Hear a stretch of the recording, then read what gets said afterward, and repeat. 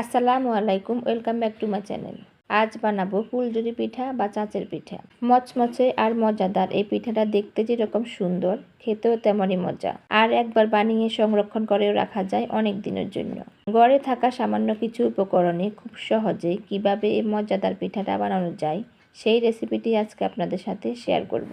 তো ফুলঝুরি পিঠা বানানোর জন্য আমি একটা মিক্সিং বোলে নিয়ে নিচ্ছি একটা ডিম, দিচ্ছি 1/3 কাপ চিনি আর স্বাদ মতো লবণ।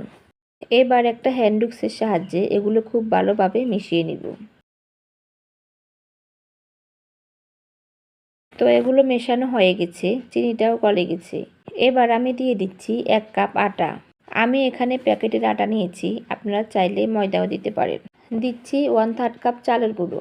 এখন আমি এখানে 1 কাপ লিকুইড দুধ নিয়েছি। এবার একটু একটু করে দুধ দিয়ে মাখিয়ে স্মুথ একটা ব্যাটার তৈরি করে নিব।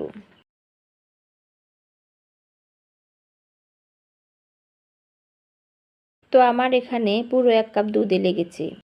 আপনারা চাইলে এখানে দুধের পরিবর্তে পানিও দিতে পারেন, তবে দুধ দিলে পিঠার টেস্টটা বেশি ভালো আসে। তো ব্যাটারটা হয়ে গেছে, এর ঘনত্বটা এরকম হবে।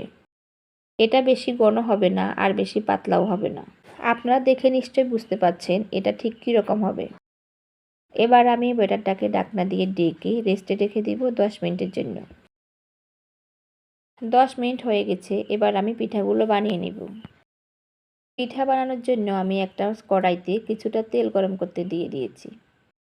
আর এখানে আমি এরকম একটা ছাঁচ নিয়েছি। এই ছাঁচগুলো আপনারা যে কোনো কুকারিজের দোকানে পেয়ে যাবেন। এখন এই ছাঁচটাকে আমি গরম তেলের মধ্যে দিয়ে গরম করে নিব।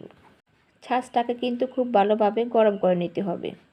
ছাঁচটা গরম হয়ে গেছে, এবার আমি এই গরম ছাঁচটাকে নিয়ে ব্যাটারে ডুবিয়ে নিব। আমি কিন্তু ব্যাটারের মধ্যে ছাঁচটা পুরোটা ডোবাবো না, এভাবে করে ডুবিয়ে গরম তেলে দিয়ে দিব এবং হালকা হাতে এভাবে করে চাকিয়ে দিলে পিঠাটা ছাঁচ থেকে খুলে যাবে। একটা পিঠা হয়ে গেছে, আমি এটা উঠিয়ে নিচ্ছি। আমি আবারও ছাঁচটাকে একইভাবে গরম করে নিব। প্রতিবার পিঠা বানানোর আগে ছাঁচটাকে ভালোভাবে গরম করে নিতে হবে।